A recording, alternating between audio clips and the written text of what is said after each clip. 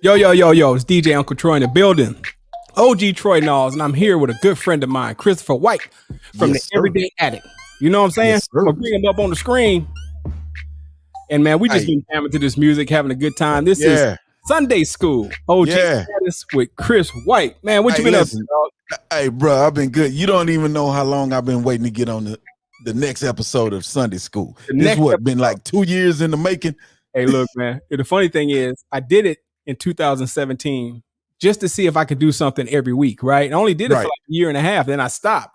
But people kept asking for it. And like I was talking to you offline, it's like, you know, the cobbler's kids have no shoes. We produce content for everybody. I've been watching you all over Everybody. the place. I've been traveling all over the place. But now we finally get together, man. Two Right. content creators in a pandemic, man, and talk about what we talking about. You feel me? Man, hey, look, it's been the funny thing about this pandemic, it's created a lot of new mindsets. Right. And what a lot of people don't realize, for some people, it was really bad. But for people like us that are creatives, guess what? We're going to find a way to create. I don't care if it's in the corner of a room in your bedroom. I don't care if it's in your kitchen. I don't care where it is. You're going to find a way to create, right? Hey, now, man. you've seen this explosion of people now creating content, but it's the different levels of content. It's the Right. quality of the content. So when I saw what you were doing with Sunday School, I was like, damn, man, that's really pretty cool.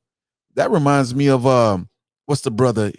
He does the financial literacy, Dr. Boyce Watkins. Yeah. And I said, wow, that's needed. And then I started looking around and I said, damn, man, I'm an interventionist and I'm a therapist. Yeah. Now I work with people with substance use disorders, and I work with people with that deal with alcoholism, right? Right. And then you deal with the mental health side of that, which we do not talk about in our communities. And so my business partner, Brandon King, he's in LPC. And we said, man, we need to be able to control our narrative. We need to be able to create content based around things that we need in our community. And I didn't see anyone doing it on that level. And I said, you know what? I'm going to make a point this year to take time out, and I'm going to create a podcast. I'm going to create a show. Well, as of last week, I think this is about to level up. We hit over 100,000 streams on the most recent podcast. And I'm expecting this to go at least to 300,000. Hold on a second, man. We got to give it up for you, man, Hey. because you hung through there, man. Consistency. You know what I'm saying? You were Yeah, consistent with it. man, I just been it's a you know how it is. We make time for everyone else. We don't really make the time for ourselves. Man. So you have a son that's a musician. I have a son that's a musician. Right. Your son is a drummer. My son is a guitar player. And I've been saying to my son, I said, man, I watched this kid go from his dad videotaping him, then I'm seeing him on award shows, and I'm like, this is like the best Truman Show ever. Because the technology allows us to monitor someone's progress from when they started. I saw my son go from making noise in the office to, wait a minute, that's kind of like a melody. And wait a minute, it kind of sounds like the original. Wait a minute. Yeah. Are you playing the original, or is that you playing? Now he's like, nah, Dad, I don't do anybody else's music anymore. I do my own music. You know, So, that's a great it's thing, crazy. man. It's a great thing. You know, the ironic thing, man, you said all that, and I'm gonna let the cat out the bag because we have a real good synergy, right? Right. But most people will never realize we've never met in real life. Never. All We've of tried our to coordinate a online. couple of times. Yes. He's come to Houston. Then the next thing I know, I'm like, hey, man, Troy said he was going to be in Houston. Let me see if I catch him. Oh, man, I'm on my way back. And we kept missing each other. Like, come on, man. I said, it's all good, though. I said, but you know what? God has his own time. Yeah. And that's what You I know, try to like stress to crack people. like, man. We both, content creators, love music, love our children, love our families, serve our clients. And, when you see other people doing that, man, and one of the things I really appreciate about you is a lot of times in our culture, we be like, man, I ain't messing with that dude. He doing this, he doing that. But me and you kind of come and say, man, like, how can we help each other? How can we serve each other? And that's dope. And that's beyond dope. And it always baffled me why everybody looked at one another like competition. Now, if we're on the football field, yeah, I want to start. It doesn't mean that you can't start. You might need to play another position or vice versa. But when it comes to things like this, I'm looking at all the parallels that we have with one another. Right. You're a father, you're a husband, you're a business owner, you're a creator, and it's exactly the same thing over here. And what happens most of the time is we see, and I don't understand this. I don't even understand the psychology behind it, but we sometimes see one another as a threat. And it's like, nah, we can be some incredible allies. This strategic alliance can be more powerful and more beneficial than we would ever even know if we gave it a shot. Yeah. And some people don't even take the time and the opportunity to explore that. So this is beautiful to me. This is like perfect synergy, man. Yeah.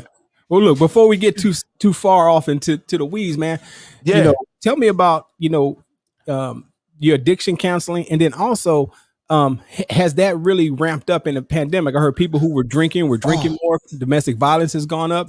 Tell me about that. It's gone through the roof, man. I mean, you have people who have been forced to self-isolate, which means that there's probably going to be more self-medicating, whether that's through alcohol.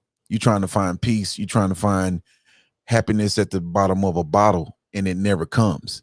Yeah. And then you're talking about people who have already been self-medicating using either opioids or cocaine or whatever substance you use as your preference, your choice.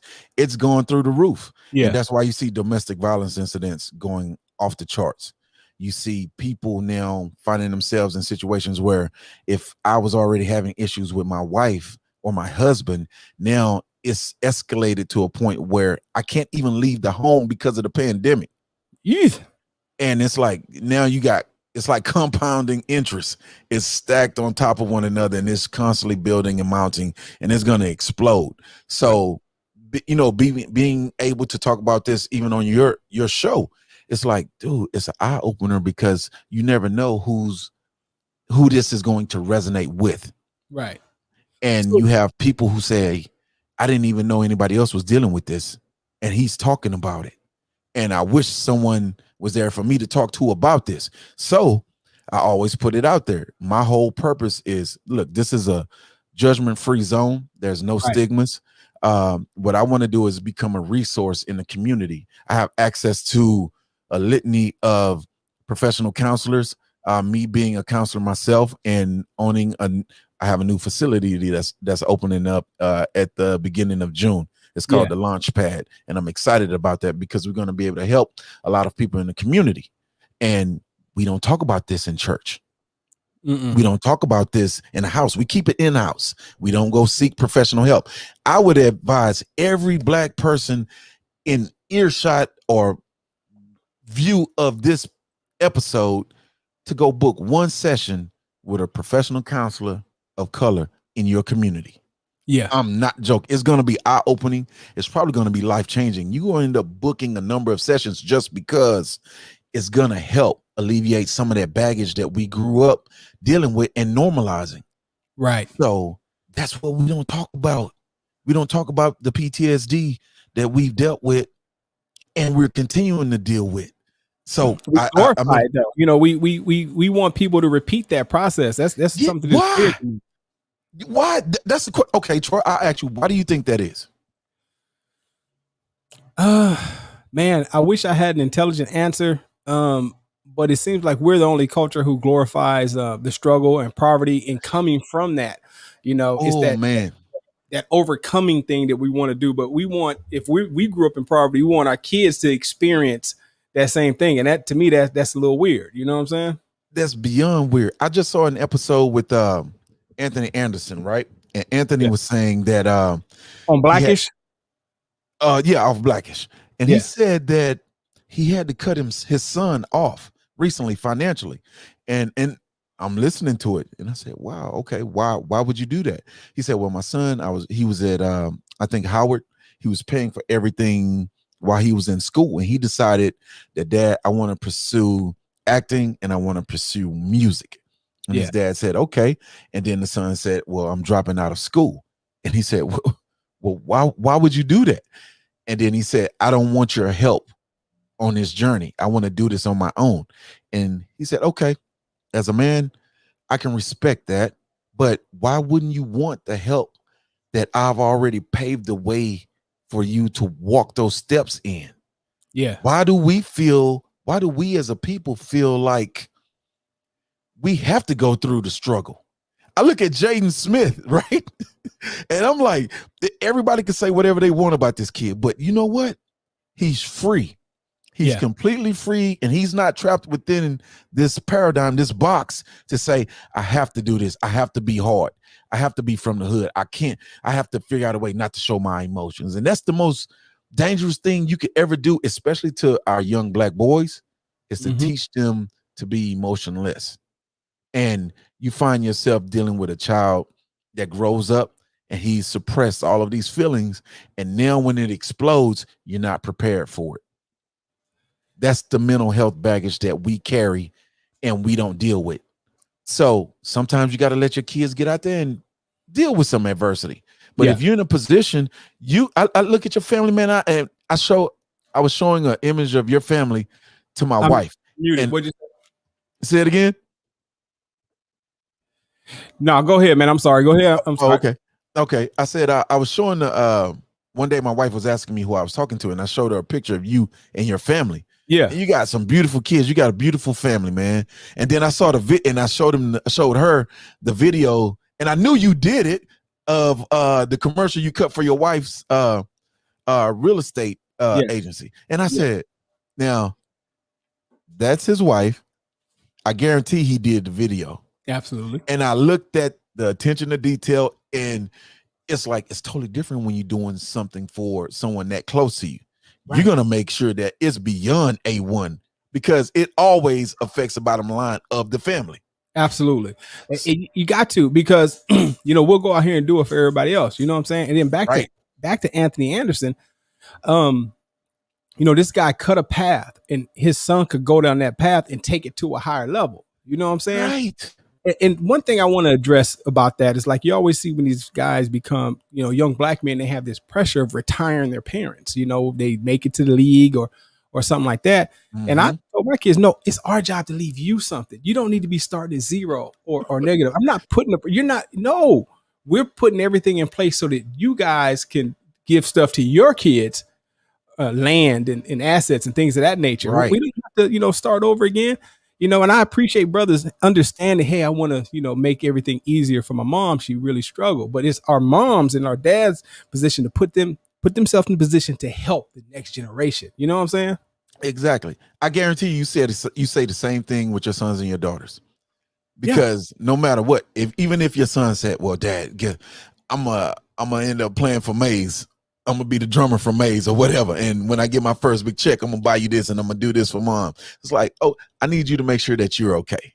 Yes. Because as a parent, it takes for you to become a parent to really understand fear.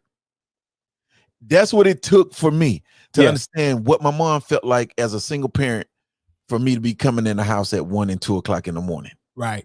So when you think about your kids going off to college, you think about your kids going off into the world. You have daughters. I have one, and I have one son, and they go practice and they go work out with their friends, and I'm like, I'm waiting for them to come back in the house. I need to know that you're safe. I remember those days. I remember I couldn't go to sleep and let everybody in. You know what I'm saying? So imagine, I know this conversation is kind of all over the place, but when I get to talk to you, I have so much to talk about. And we gonna talk about it. and it can go from stocks to talking about sex with the kids. It could go all over the place, from addiction to automobiles. It doesn't matter. We can talk about it. Right. I mean, you got 2 highly educated brothers. You got Troy, you a veteran, right? Yeah. Salute to you. Real talk, brother. Yeah. Because I'm looking at even just that position right there, being in the military. Did you serve when they were doing all the tours to Afghanistan and before that? I was Desert Shield. Desert Shield? Yeah, 88 through 95. 88 through 95. Now, dig this. I had a he's like my brother in college. We left college in 99, and he went straight from college into the military, and he did 7 tours in Afghanistan as a medic. Damn. And now the level of PTSD that's there, you have to, I can only imagine just being a soldier, but then being a medic and then seeing everything that happened and the people you were just talking to. Now you're trying to deal with them in a totally different way because of an IED or the weapons that they had over there. Look, it's bananas, right? Man, my PTSD comes from East Long Beach, California, growing up during the crack era, dealing and navigating gangbanging. The normal Black experience, a lot of times when you're coming up in the hood, is rife with issues that my wife didn't have. And so some of the things I would do, like when a car was rolling up with the lights low or off, I'm ducking behind stuff and she's looking at me like, what are you doing? You know what I'm saying? It's just, I have, different, different life experiences that she had. And then even with my kids, they didn't grow up in the hood, but I still teach them like how to pay attention, how to look at things, but you become hyper aware. Yes. Being aware, you know what I'm saying? Yeah. You're absolutely right. And that's something that, it's funny that I might joke about this with my kids about growing up in Fifth Ward and experiencing all the stuff. You kind of look at that as like, as a badge of honor because you survived that, which is weird in itself. And absolutely. It took for me to leave Houston, get out of the state of Texas to see an entirely different world. I left Texas. I went from Prairie View A&M. Yeah. I got kicked out of Prairie View. Listen, when you're the oldest and you have to share everything with your brothers and sisters, and then you get that freedom on a college campus where it's 9 to 1, women to men, that buffet is totally different, brother. Totally different. Totally different. So I left Prairie View, right? And I ended up, and I'm not gonna say I ended up, but I ended up at college in Iowa. Yeah. Iowa, the heartland. Southeast Iowa. Now, this is bananas. So I went from the #1 party school to a school that didn't even know what party meant. But what it taught me, it made me have a greater appreciation and respect for different cultures, different people, because some of the people that were in that town, in that state, had never seen us in real life. They only knew what they saw on the movies and on television. They never, they wasn't ready for me. So that's good and that's crazy. Absolutely. So, let me ask you a question. I'm gonna switch gears a little bit. Okay. I'm gonna go back to the addiction thing because, like, most people don't realize this or wouldn't believe it, but I never became a drinker, right? And people say, "Oh, when you get out of high school, you'll drink," or when you get to the military, or when you get overseas, right? So I don't understand the mind of alcoholic, right? And I've been talking to certain people, and they've been like, "Well, I used to drink just on the weekend, but now during the pandemic, I'm drinking 4 or 5 days a week." At what point does it become a problem? Is that personal? Well, this is what happens. You got people who classify drinkers as addicts or alcoholics, and then you have people that classify them as having a disease. So it's like this. Okay, the frontal lobe of your brain deals with cognitive reasoning and logic. Now, when you're drinking to the point of excess where you might not even like to drink, but you feel like you have to drink, that means the frontal lobe is not in control anymore. That means the lower part of your brain is actually in control. So it's saying that you need to survive. And in order for me to survive, I have to drink. Do you know there are only 2 things on the planet that will kill you if you stop cold turkey? And one of those is alcohol. Really? So if you have someone who drinks incessantly and you feel like they can't stop, because I guarantee you we have that cousin, we have that uncle, we might even have that aunt. It might, I just had to break it down to my mom that our grandmother, your mom, I love her to death. That's my lady, but grandma was an alcoholic. You don't ever want to look at your loved one and say that. But if I would have known what I know now back then as a kid, maybe I would have been able to interject some knowledge or some wisdom into, let's go get grandmama some help. Because grandmama, right? We live in this matriarchal, the black community, we about our mamas and our grandmamas, right? Yeah. And so grandma is supposed to be the smartest person in the family. How do you go to the adult? How do you go to your elder and say, hey, look, you got a problem? That's a difficult conversation, but I think we need to get to the point where we're dealing with those difficult conversations. Sometimes we need to be challenged. And what I realized, I just had an event with the family and had all the brothers and sisters of my mother, which were my uncles and aunts, and we're not kids anymore. So I can talk to you just like an adult would. Yeah, I'm gonna have respect, but you got to respect yourself, and you definitely have to show respect to get that back. And we had a family member who was an aunt, and she was just off the chain, man. She was just going in, and I said, hey, listen, you're gonna stop that right now. I don't know what you on, but you're gonna stop it right now. We're not gonna have any more of that. And she just looked at me. And she just had this blank stare like, what the hell did you just say? Who you think you talking to? First of all, auntie, you can't whoop me anymore. Right. Man. Second, I'm 3 times bigger than you now. So that's not going to happen. But I'm saying, I don't want you to embarrass yourself. But think about it. If we were able to check, we used to be able to check one another. Troy, if I'm your boy, I need to pull your coattail to something. I need to be able to put you back on your note and say, hey, look, man, she a good girl. Yeah. Chill out. You should be cool. Everybody's trust me. It's like 10 guys waiting in line if you mess up. So if I don't put you back on your note, we can, I think is what I'm saying is when you go up, because like I'm 53, right? And I got people in my family who look at me like I'm not an elder. You know what? How? I don't know. Like, how old are you, Chris? I'm 44. Look, I'll tell you, when I was growing up, there were no 50-year-old men in the neighborhood. None. They were the like only ones that I saw that were that age, they were alcoholics. Yes. And so let me rephrase that. The ones who were there, they were done. And I attribute it to 3 things. The Vietnam War, yes, right? Because they came back addicted. Right.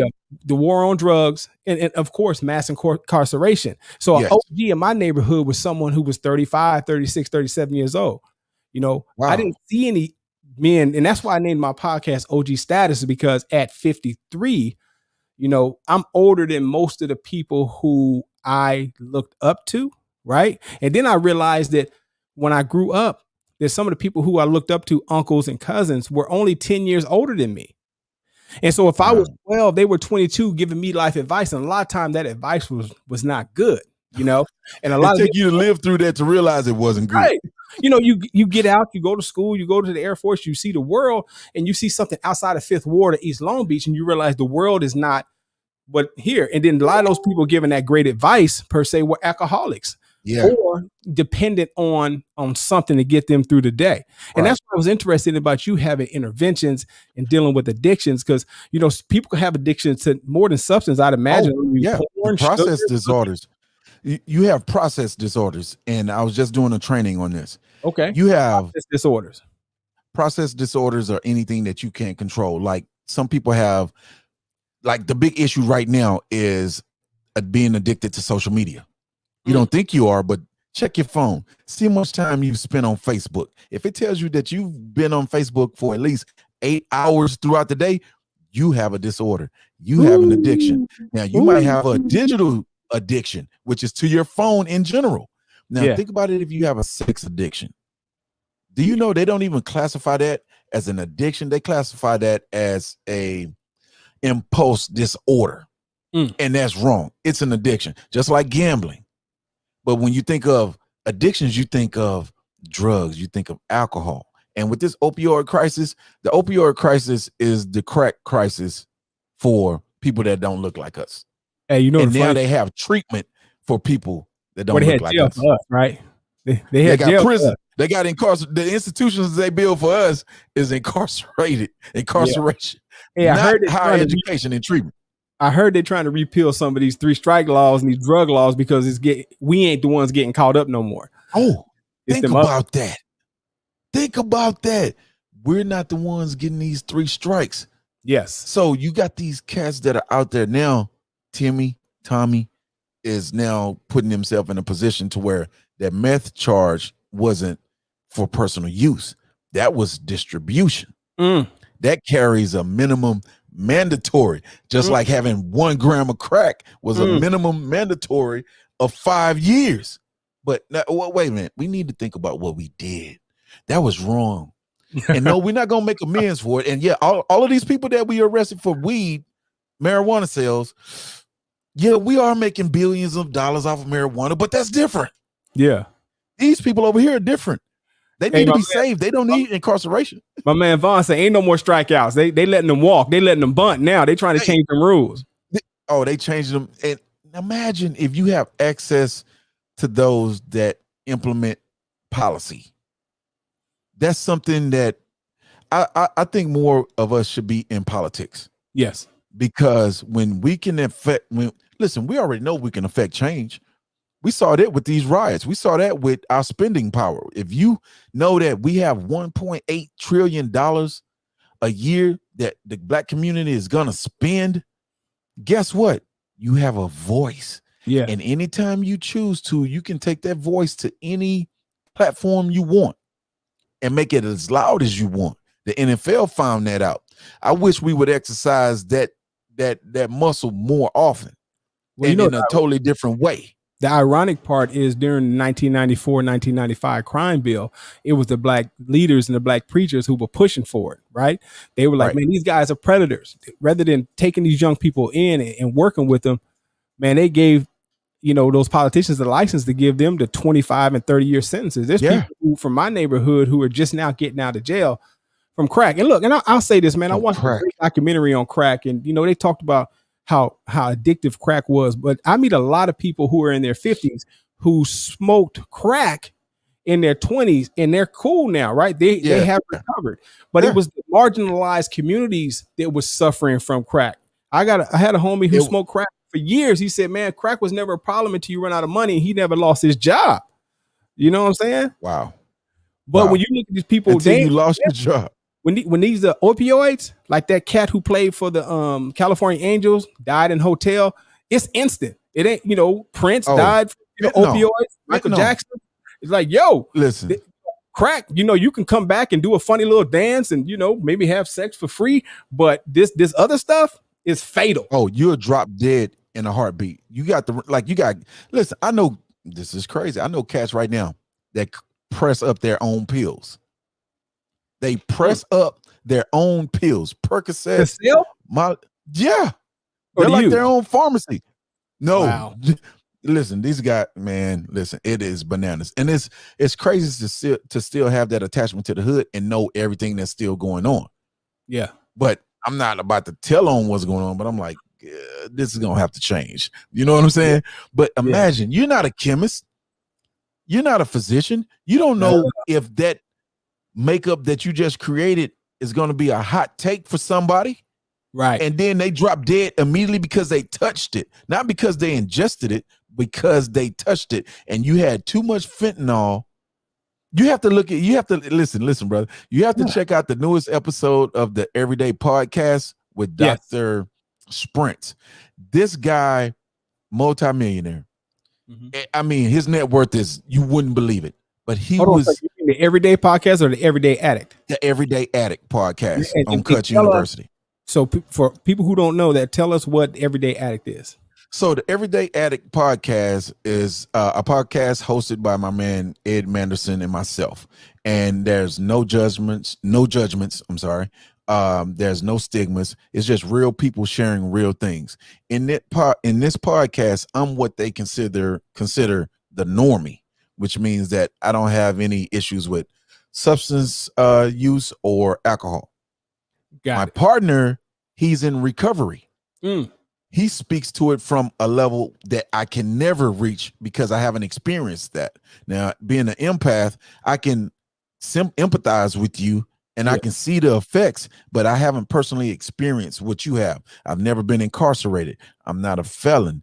I'm not in a position where everything that I've ever built was taken from me because of drugs. Right. He's been in that position. So he has firsthand knowledge of what's real and when you just talking out your ass. So it's imperative that he was a part of the show. And we said we want to bring something real to America. Yeah. And it's taken off in a way that I could never truly imagine. I thought it was going to be cool and it was going to resonate with a few people, but we're about almost close to 200,000 streams on this last episode because Dr. Sprintz, who's board certified across the board. He talked openly about his addiction through med school, through his residency, and through his professional world. Wow. And listen, I didn't even know the things that he talks about. Propofol. What did Michael Jackson die from? Propofol, right? Yeah. Which is an anesthetic. It creates sleepiness and drowsiness, and it will put you out and render your organs it puts your organs to sleep so that they can operate on you. But if administered right, it gives you an incredible high. But it only lasts 7 to 8 minutes. So he was having to do an IV drip every 8 minutes when it ran out. He'd feel good for 8 minutes, then come back, load up another vial. So wait a minute. You talking about this guy is an MD? Yes. Right. He has a practice here in the Woodlands. It's ironic that is an MD. And I think they did a show about this where the nurse Jackie, I think, was addicted. Oh, that's the number one client that goes into treatment are nurses. Wow. Second is engineers. Third is well, I guess that falls within that category of what do you call it? First responders. So policemen.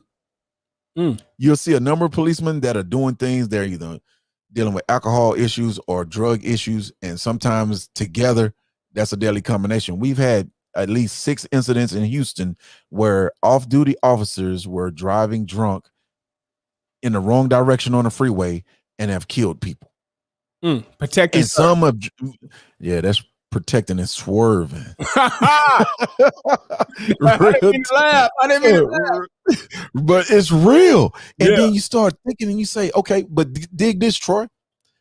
If I was to ask you what the most addictive substance on the planet was, you would tell me what?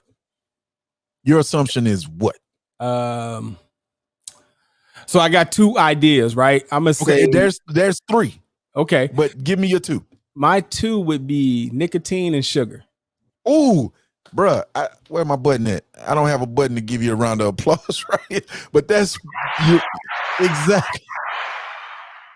Vaughn says sugar too, and salt. And salt. Okay, sugar and salt are in the same category. Okay. Nicotine is the second. And what do you think the third is? Let me see. So if is sugar 1?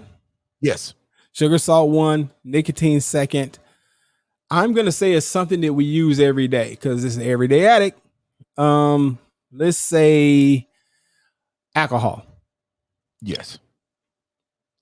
You got all 3. Ding, ding, ding. Winner chicken dinner. And all 3 legal. Yeah. And they're all regulated by the FDA. Ain't that crazy? Because think about it. And that's why I said the everyday addict. People don't realize we all have addictions. Yeah. That's the craziest part. And we all have disabilities. You might have a physical disability. I can see that. But what if you have a mental disability? I can't see that. What if you're high functioning and you're good enough to mask the fact that you have a learning disability, but it's still there if you don't get professional help for it. Gotcha. Everything that we deal with right now, we actually have access to professional help for it. And I talked to my man, Brandon King, over at Man to Man Counseling in Houston. Listen, we see on a daily basis some of the most incredible minds in the world that are dealing with issues, especially surrounding process disorders. Whether, like I said, whether that's gambling, whether that's sex, whether that's drug addiction, whether that's alcoholism, it's a litany. And once you're in recovery, you're always in recovery. So even though I can put you in a treatment, I can detox you, I could put you in treatment, and then I could step you down to a sober living to get your life back on track, to have a sober track, you're still going to be fighting other disorders. Because if I get you off of alcohol, what do you tend to do? You start smoking. The hardest thing to stop is not smoking, though. The hardest thing to stop is sugar.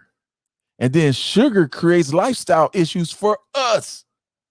Yes. You feel Diabetes me? And hypertension. Yeah. What does the salt cause? Hypertension, high blood pressure. What do? Put you on a pill. Take this pill. You can eat whatever you want. No, don't do that. They don't tell you the long-term effects of those drugs, the kidney issues, the liver issues, the long-term memory loss. Like if you put your kids on Ritalin, you put your kids on Adderall, they don't tell you the long-term effects of a lot of these drugs.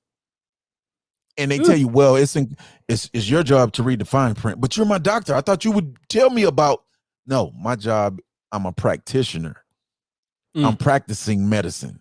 So I'm waiting to see if Troy takes this pill and what type of effects he has from taking this pill. Oh, that happened. We need to scale back on how many milligrams we give you, and then see how this works.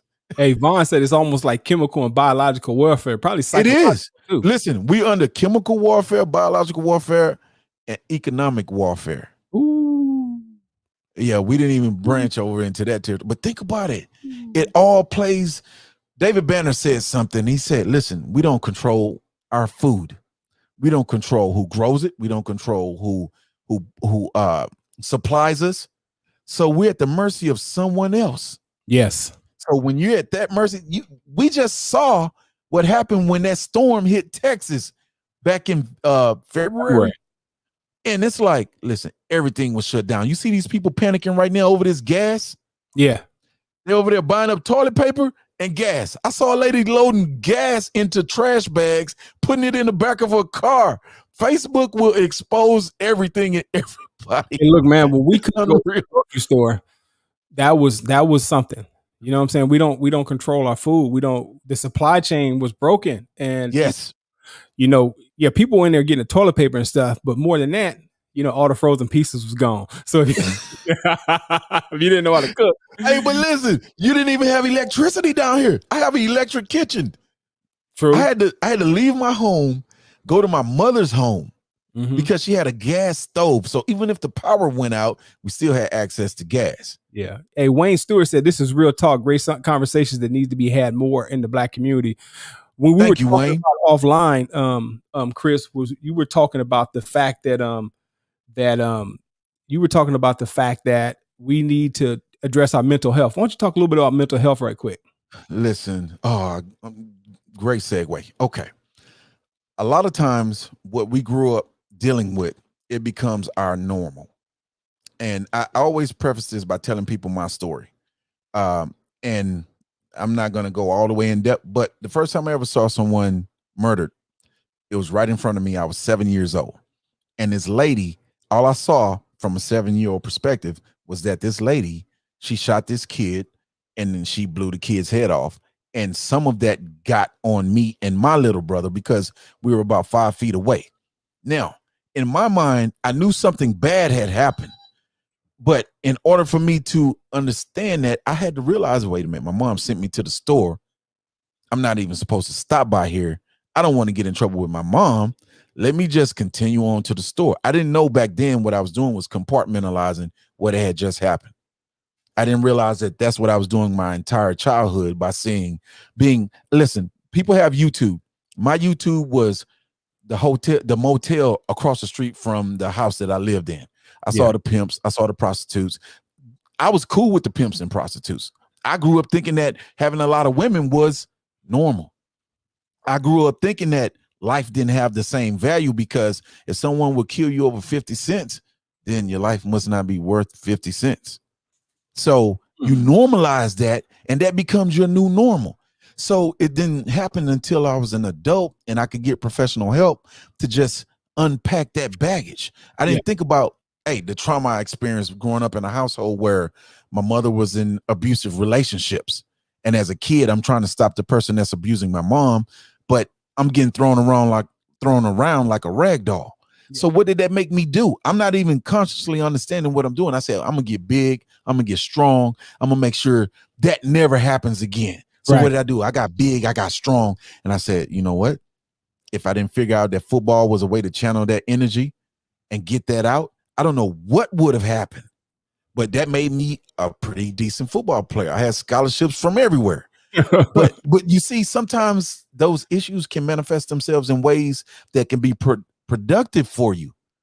But some people don't channel that energy, and then they don't have any guidance to say, you shouldn't do that. You should do this. You should probably look into this. You don't have a mentor. You don't have the necessary tools around to understand what's happening to you and why you're feeling like this. So you're only thinking that your options are what's surrounding you. Yeah. I've been fortunate enough to travel around the world and deal with people with issues in maybe 35 states. And I would tell anyone, mental health, having great perspective on mental health is mental wealth. Because that peace of mind that you have, Troy, knowing that I'm coming back home and I'm gonna have a cup of coffee in my house. It's totally different than the stressors that come when you're trying to beg for 50 cents in this Starbucks cup and hoping that somebody puts some money in it. Yeah. You're dealing with a lot of other issues at that point. You know, one of the things that I realized growing up, it seems like violence was the way of the neighborhood. It was conflict resolution, everything. Yes. And it was all fair, you know, meaning that if someone did this and you use violence. And then what I realized, I have a rich uncle, my dad's brother, and he's from Alabama. And he told me the first year he made $1 million, he was sued for $650,000 because every time he had a disagreement, he just went over there and beat the person up. He didn't know that once you move out of the hood or move out of the country, is that you have to take different channels to resolve conflict. And if all you know is the language of the hood, which is violence and get back, you're speaking the wrong language when you start progressing out of the hood, and making money doesn't change it, right? Right. We're starting to see a lot of violence among our people. For instance, I think it might have been in Houston or somewhere where a young man, someone called him a N-word. It was 77 years old, and he came in, and a 27-year-old brother hit him, and he died. Right. And I saw that. And I did. Now the old man, he's dead. He was probably, he probably had 4 or 5 years left anyway.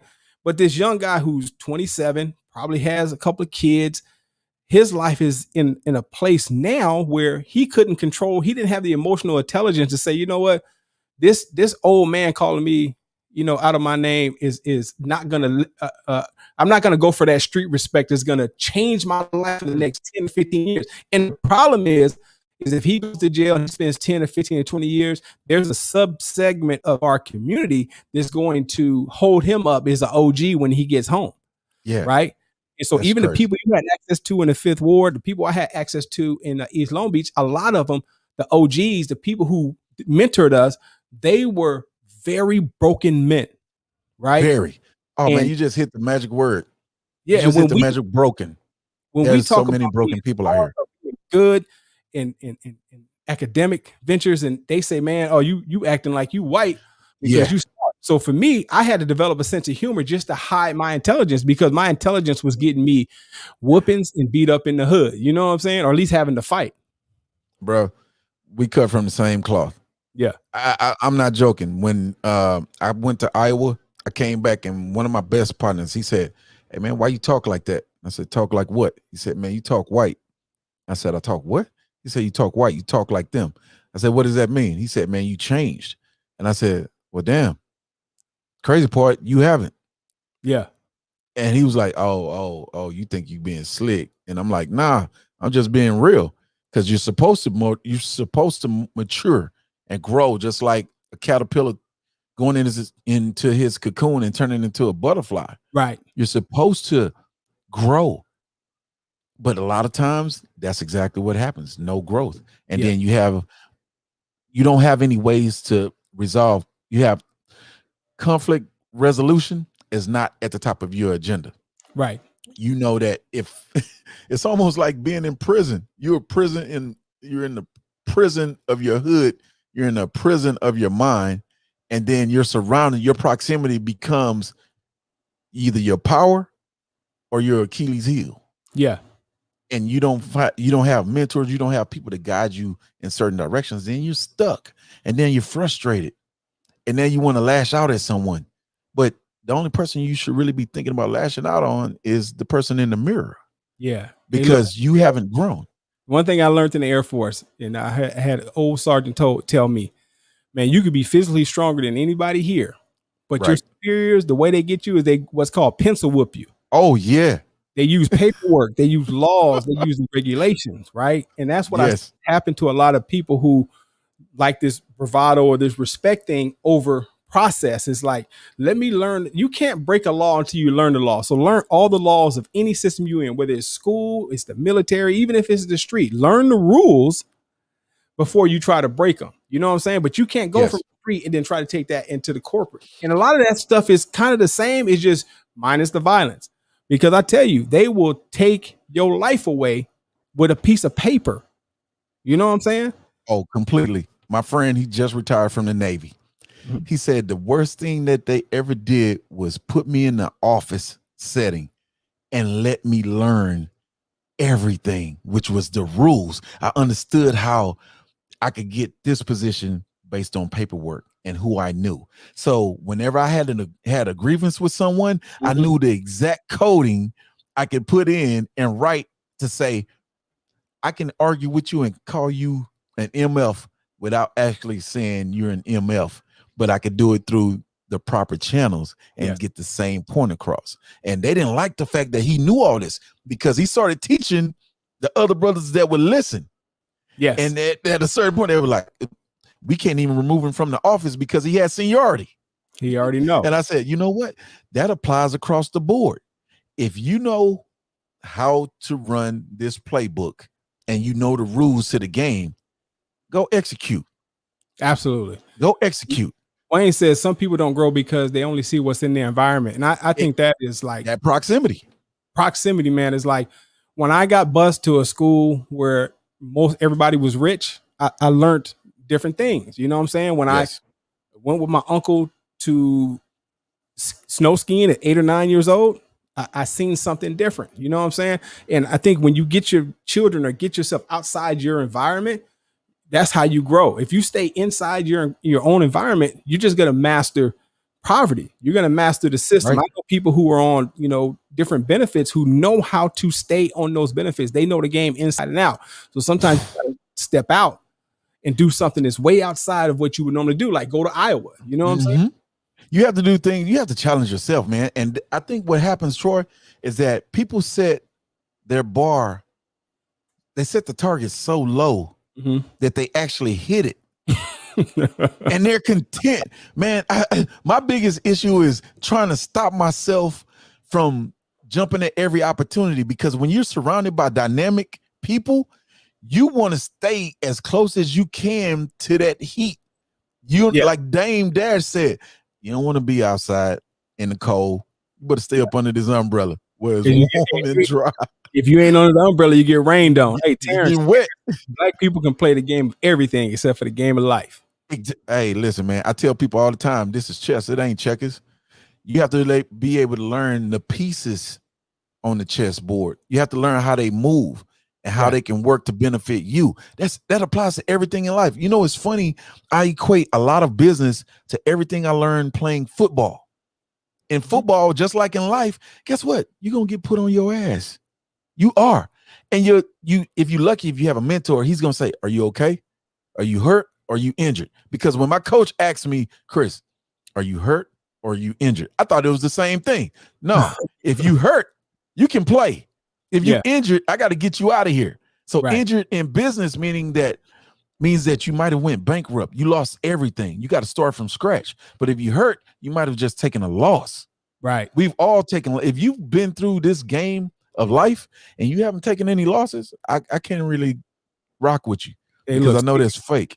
Speaking of football, one of my favorite analogies in football is, people would, think about doing something, pray about doing something, but won't run the play. I said, you got to break the huddle. So if you know what I'm saying, you got to break the huddle and run the play, and then take that feedback. Did it work? What were we trying to get? 4 yards? How many we got? We lost 2. Okay, don't do that again. Let's run this play. And then prior to that, running that play, you had to spend some time in practice or in 2 days learning the playbook, right? So when you get in that huddle, you don't just say, hey, man, you run to the 10-yard line, you run over here. You actually run a play. And I think people don't look at their business or their life as a playbook. You're trying to get down the field, right? Right. The good thing is business is not a zero-sum game, so everybody can win. Yes. Well, there's only going to be one winner. You know what I'm saying? So you can actually win if you break the huddle and run the play. Yeah, because sometimes even when you lose, you win. I told my wife one day, I said, I have never failed at anything. And she looked at me and said, "Boy, you crazy. You told me about when you got kicked out of school. You told me about this." I said, "Nah, it's perspective. If I look at it as a loss instead of a lesson, yeah, I failed. But what I learned in that lesson is I don't ever want to put myself in a position where I jeopardize everything that I've earned just for a few minutes of pleasure, a few minutes, or a few moments of just some personal satisfaction." And you alluded to this earlier. A guy can spend 50 seconds retaliating and lose 50 years of his life. Yes. 50 seconds can turn into a 50-year loss because your unwillingness to conform, or I tell people this all the time. Guess what my superpower is, Troy? What's that? I'm a superhero. But guess what my superpower is? What is it? Restraint. Dig that. Hey, I liken myself to a silverback gorilla, bruh. Yeah. And at any time, I can easily go back to that same situation that put me in a position to think that I always have to be aware, hyper aware, and protect myself at all costs. Yeah. But restraint makes me say, why the hell am I even in this position? Why am I even here dealing with these people or these type of personalities? Right. Restraint makes me have pause, and it makes me use the knowledge that I've acquired. I'm setting myself up either for success or am I setting myself up for failure? Even though that failure might be looked at as a loss, but if I don't have to take that loss, if I can just confer with Troy for a second and say, "Hey man, have you ever experienced this? And what did you do? And how could I use that to benefit me?" And you explain it to me like a big brother should. Guess what I'm gonna do? I'm probably gonna go with that decision. Right. But a lot of times, you don't have the proper advice, you don't have the proper guidance, and you find yourself just doing what you know to do instead of what other possibilities might be out there. I think we have a short-term planning, people trying to get to the end of the month, right? And so that's one of the features I like on Facebook. If you're doing your life right, it'll be like 2 years ago on this day you were doing this. And if you look up in 2 years or 3 years or 4 years later, you're doing the same thing, you're in trouble. Something's wrong. Because what start happening is you start watching these young folks who are just leapfrogging and passing you. But look, man, we'll go forever on this. Kind of tell people where to find the Everyday Addict, and tell them what they should expect when they tune in. I know it's on Spotify, but tell me a little bit more about it. Okay, you can find Everyday Addict. The Everyday Addict podcast is through Cuts University. We have a deal with iHeartRadio, so you can definitely find it on iHeartRadio. But on any platform that you listen to podcasts on, we're there. So Spotify is number one. Some people just have free Spotify accounts. So please check out Cuts University, and you will find the Everyday Addict on that platform. And you can find us on Instagram, the Everyday Addict. You can find us on Facebook, the Everyday Addict. You can find us on Twitter, the Everyday Addict. Now, it's going to look crazy on certain social media platforms because social media is a full-time job. It's a full-time gig. And look, I might not, certain platforms I'm going to put a lot of attention into, but sometimes it's like, hey, I'm posting things and I'm sitting it there. And if you see it, great. If you don't, I'm going exactly where the people go. So Facebook has been a godsend for us, and Spotify and iHeart has been the ticket. Well, the good news is you're doing it in real life. A lot of people are great at social media. Yeah. In real life, I tell people all the time, black companies, especially new ones, they like to overbrand. They will have the dopest brand, but the service delivery will be, we don't take credit cards. What? I don't even carry cash. Think about that, Troy. Like, you got a Venmo, you got a Zelle, you got a Cash App. What do you got? Well, we just take cash. Well, you're gonna lose a lot of business today. And bring that back over here is like, nah, player, that's okay. ATM, you just lost a customer. You just lost a client, possibly. Right. But the big thing is, if you be interested in booking a counseling session, please look us up, Man-to-Man Counseling in Houston, Texas. You can find my guy, Brandon King. He's an LPC. He's a great brother. He's a Kappa, so don't hold that against him. He's just doing his thing. But the new company that's being situated now is called the Launchpad. and Houston area support services. And we're going to be offering addiction counseling. We're also going to be offering professional counseling services, even if you need clinical assessments to diagnose some of those issues that you have that you don't think are issues. We can help you there. Well, cool, man. We're going to have you back. I'm super excited and happy for you to be getting a facility and to be moving along in the direction that you wanted to go from when you first started this, when you first got your roadcaster. Seems like about probably a year ago. And now you got your lighting, you got your mics, you got everything, you got your 100,000 views. And I couldn't be happier that this is something that may just be just the beginning and now going on and really helping a lot of people, man. But with that, man, I'm going to appreciate it. This is Troy Knowles with Chris White, OG status. Hey, I'm trying to be like the OG. Hey, man, you trying to be better than the OG. Look, man, we get to the next level, high levels. Yes, sir. Appreciate you having me on here, brother. All right, then, my brother. Take care, man. We're going to stop the broadcast right quick.